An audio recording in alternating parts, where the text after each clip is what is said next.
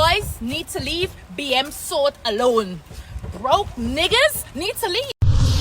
Police have issued an arrest warrant for U.S.-sanctioned businessman Paul Davy in relation to the shooting of social media personality Lolita Kalinda, also known as Lola Doll.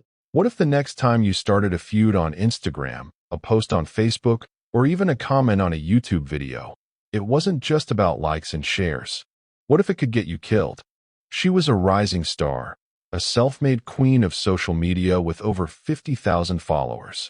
A small-town girl who built her fame on defiance and a flashy lifestyle. But her whole world, her entire future, was almost wiped out in a flash of gunfire, all because of an online spat.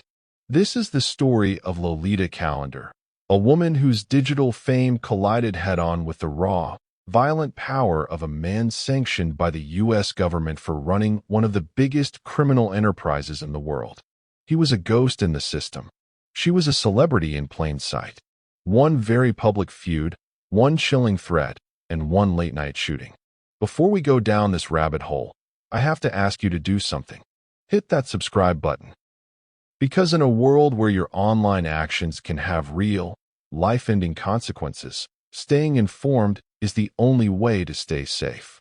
What happened when a digital beef went from a nasty post to a high-profile assassination attempt? The man accused of pulling the trigger was so powerful, he walked free on bail, after being wanted for attempted murder. And this entire story started with one simple post. Welcome to Unseen True Crime Stories, where the darkest secrets and untold cases come to light. Consider subscribing and tapping the notification bell. That way, you won't miss our next true crime story. To understand how a social media star could end up fighting for her life, you have to know where she came from. Lolita Kalinda was born in the streets of Leopold Street, Georgetown. A life of poverty. A life where every day was a hustle. She was a teenage mother. She faced abuse. Her whole reality was about survival. But she had ambition, a drive to be more than just her circumstances. She made a tough, personal decision to leave her child behind for a better life abroad, determined to climb out of the struggle. That journey took her to a career as a makeup artist, a path that ultimately led her back home. She returned to Guyana not just as Lolita, but as Lola Doll. She was a force of nature, building a brand on audacious, unfiltered content. With over 53,000 Instagram followers and a hit record, It Pinching, she became a public figure, a kind of urban queen. Her persona was all about flaunting success, a direct message to anyone who doubted her. She was a symbol of resilience, and her fans loved her for it. But that same unapologetic attitude, that refusal to back down, made her a target. Her social media was a stage for conflict. Public feuds, online disputes.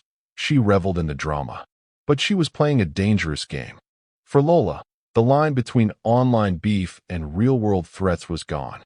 The very audacity that made her a star was a ticking time bomb. The Shadow King, Paul Davy Jr. Now, let's look at the other side of this story. The man at the center of the shooting. His name is Paul Davy Jr., and he operates in a world you don't see. His world doesn't have followers or likes. It has sanctions and guns. In June 2025, the U.S. government put him on a list of high-level criminals. They said he was part of one of the largest drug trafficking networks in all of Guyana. He was accused of moving cocaine in ton quantities from places like Colombia and Venezuela using private airstrips. This wasn't just a local guy.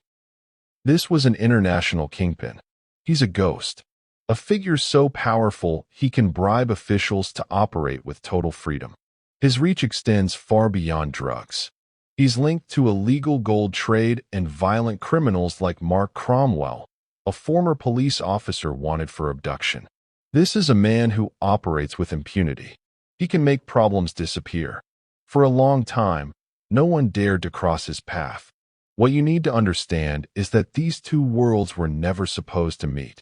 The loud, public life of a social media star and the quiet, brutal world of a sanctioned criminal. But their collision wasn't random.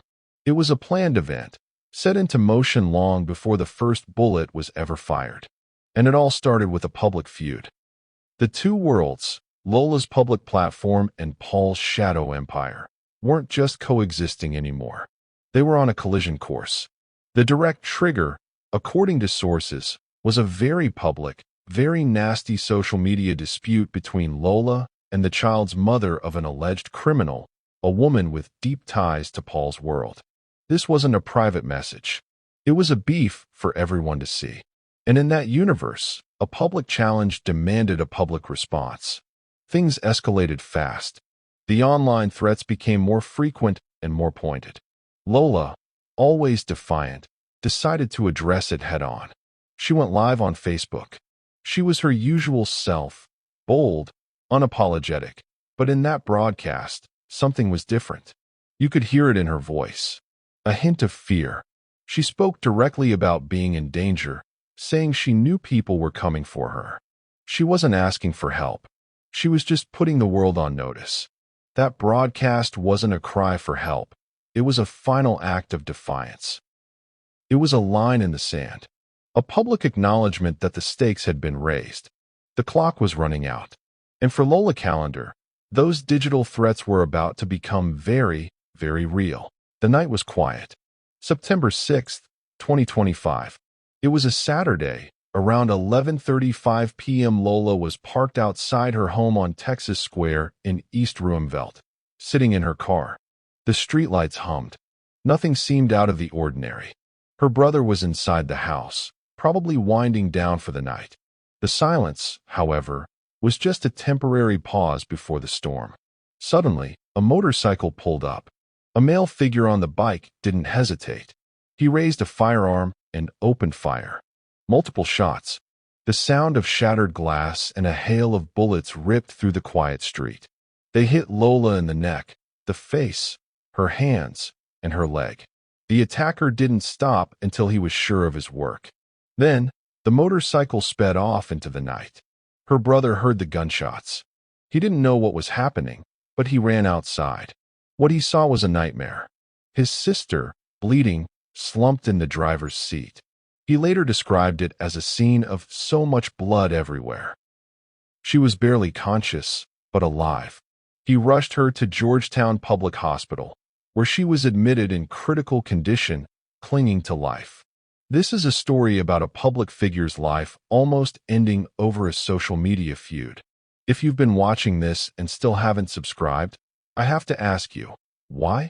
Are you so confident you'll never face a situation where you need to be this aware? Go ahead, don't subscribe. I dare you to leave a comment telling me why you're not. Police have issued an arrest warrant for U.S.-sanctioned businessman Paul Davey in relation to the shooting of social media personality Lolita Kalinda, also known as Lola Doll. Police gave Davey's last known address as Degar Park and have asked for anyone with information on the whereabouts of Davey to contact the nearest police station. Davey, who is also known as Randell, was sanctioned earlier this year by the United States for drug trafficking. Lolita Kalinda was shot multiple times in front of her Texas Square East Ruimveldt home while sitting in her car on Saturday evening. She was rushed to the Georgetown Public Hospital, and it was later learned that she was shot at least 8 times. An eyewitness who prefers his identity withheld spoke of the moment he heard the gunshots. Nightly News understands that police arrested a man who is well known to them. Police investigators are reviewing video footage which showed a motorcycle passing Kalinda's car, then parked a short distance away.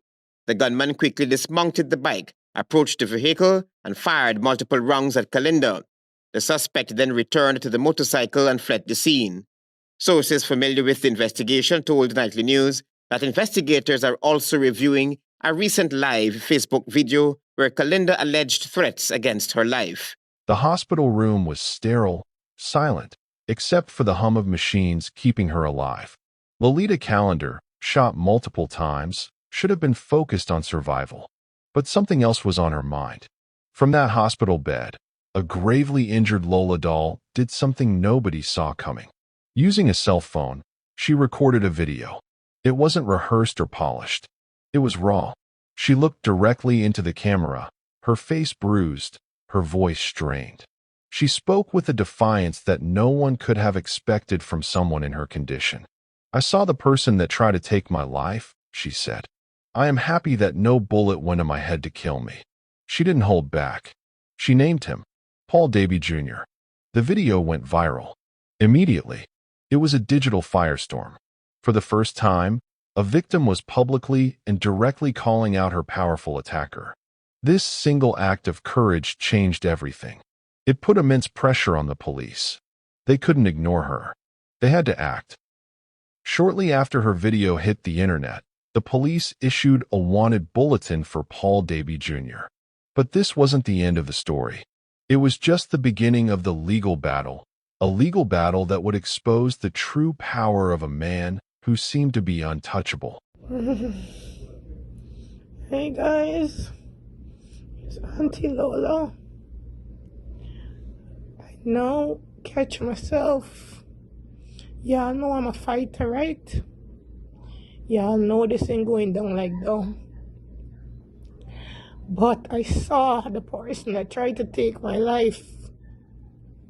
Yes, I saw him. And I'm happy that no bullet went to my head to kill me. Because what he did, I need justice. I need justice from Guyana Police Force. They're not looking into nothing. The killer the person that tried to kill me is a guy by the name of Wani. Wani, I don't know if y'all know he is a shooter. He was the person. I watched him in the eyes. I watched him shoot. I watched him walk off. Y'all please help me to get him arrested and lock away. Thank you guys. The viral video worked. The police had a name, and they moved fast. They initially arrested a man with a known criminal background, a man reportedly close to Paul. But after only 72 hours, he was let go on a $500,000 bail. He was out of police custody. It was a signal, the first sign that this was not a simple case of attempted murder. Then, the man everyone was waiting for, Paul Davy Jr., surrounded by his lawyers, walked right into the police station and turned himself in. He was wanted for trying to kill a public figure in a blaze of bullets. It seemed like the perfect case. The victim had named him. The motive was clear. But just as quickly as he surrendered, he walked out, released on a $1 million bail. Think about that for a second. The man you accuse of shooting you, a man linked to an international criminal network, gets to go home. The price of his freedom is pocket change to him. This is the reality for so many. If you believe justice should be for everyone, not just those with power and money, hit the subscribe button. It's a small act of support that sends a big message. So what does it mean when the powerful can operate with such freedom? What does it mean for the rule of law? And for people like Lola, whose fame and influence couldn't protect her. Her world of social media, so open and public, was no match for the closed, insulated world of Paul Davy Jr., where money and power are the ultimate armor. Her courage put the spotlight on him, but his power kept him in the shadows. And as the case hangs in the balance, one question remains. Can justice truly be served when two such different worlds collide? This isn't just a story about a crime. It's a wake-up call. We live so much of our lives online, in a world that feels disconnected from real-world consequences. We engage in arguments, speak our minds, and confront people without thinking about what could happen. Lolita Callender learned the hard way that a digital spat can have lethal results. Her very public life was a threat to a very private, powerful man, and he responded with violence. The system, with all its power, couldn't fully protect her. This story is about a feud, a shooting, and a system. But it's also a reminder that the world is a dangerous place. You think you're safe just because you live in a different country? You think it can't happen to you? A few keystrokes, a single post, and your life could change forever. Don't let yourself be unprepared. Subscribe now to stay informed about stories like this, because one day, knowing the truth could save your life or the life of someone you love. What about this story shocked you the most? The social media feud, the boldness of the attack, or the fact that the accused walked free on bail? Let me know in the comments below. Until next time, stay vigilant. Thanks for tuning in. If you're still here, you're the reason we do this. We appreciate your support. If this story stuck with you, please hit the like button and share it with someone who needs to hear it.